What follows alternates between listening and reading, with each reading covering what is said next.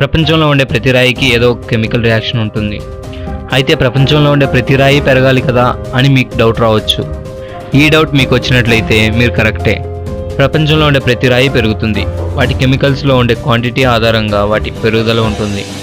రొమేనియాలో ఉండే రాళ్లలో calcium carbonate తక్కువ ఉండి సోడియం సిలికేట్ ఎక్కువ ఉంటుంది. కాబట్టి ఇవి చాలా త్వరగా పెరుగుతాయి. అలానే యాగంటిలో ఉండే నంది విగ్రహంలో కాల్షియం కార్బోనేట్ ఎక్కువ ఉండి సోడియం సిలికేట్ తక్కువ ఉంటుంది. అందుకే రొమేనియాలోని రాళ్ల కన్నా ఈ నంది విగ్రహం కొంచెం మెల్లగా పెరుగుతుంది. ఈ రాయి చుట్టూ ఉన్న స్తంభాల వల్ల ఈ విగ్రహం పెరిగిందనే విషయం అందరికీ తెలిసింది.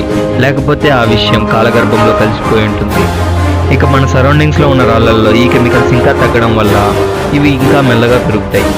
వీటి పెరుగుదలను ఎవరూ అబ్జర్వ్ చేయలేరు.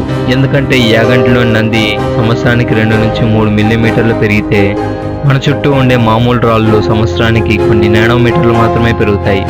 మొత్తానికి రాళ్ళన్నీ పెరుగుతాయి.